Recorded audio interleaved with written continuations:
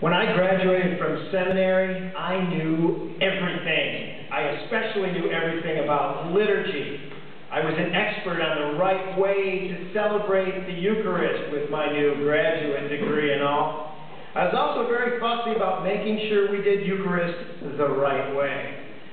Well, I've grown up since then, and I've learned better. What matters is not the way we celebrate the Eucharist. What matters is whom we celebrate in the Eucharist.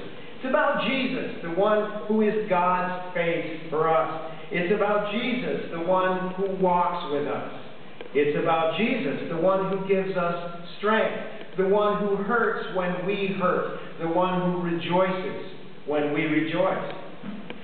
There was a family having a special guest coming to dinner. Now, the 6-year-old boy of this family was given a stern warning to be on his very best behavior.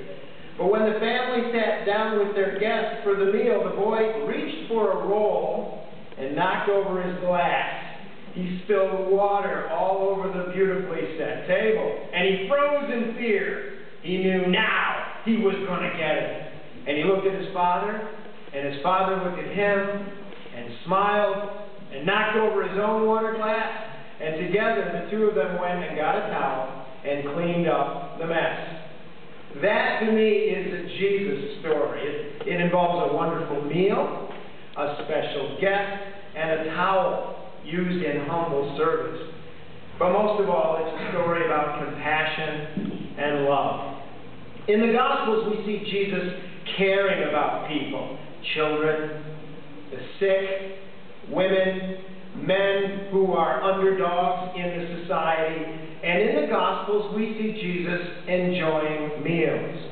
He was always sharing bread with companions.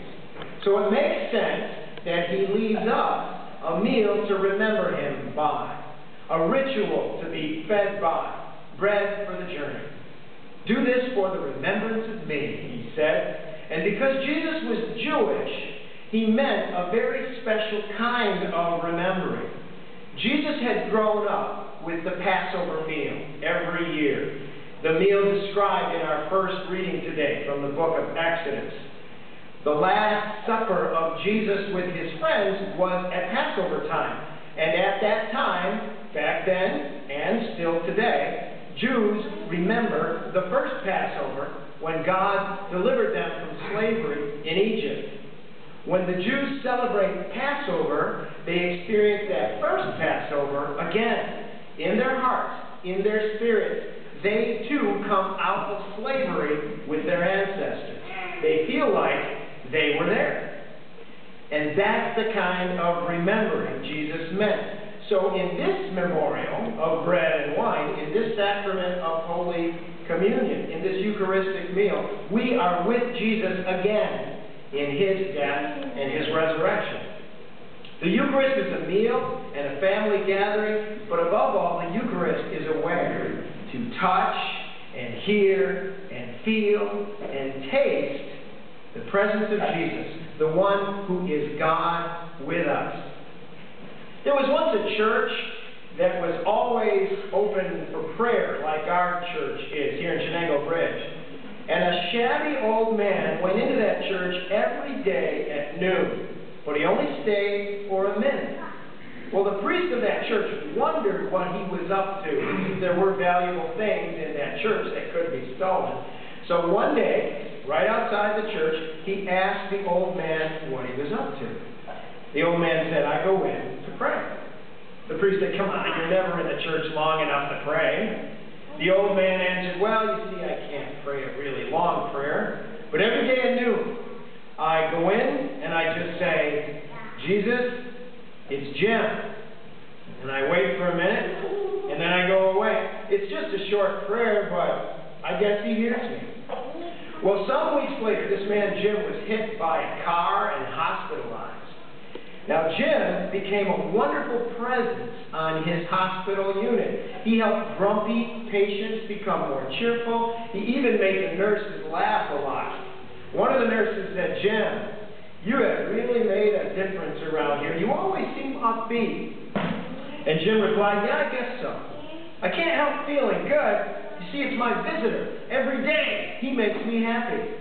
Now, the nurse was puzzled because the chair in Jim's room for visitors was always empty.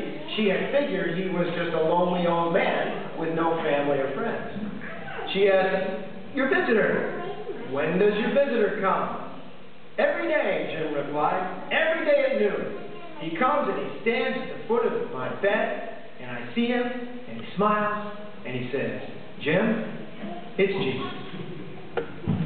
In the Eucharist, we reenact the supper Jesus gave his friends, the one when he said, "Do this for the remembrance of me." In the Eucharist, we gather to remember him.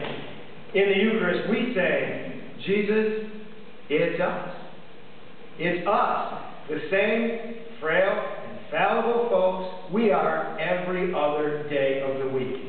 Whenever we gather to celebrate this sacrament of love, there is an invisible guest here who says to you and to me, "It's me, Jesus."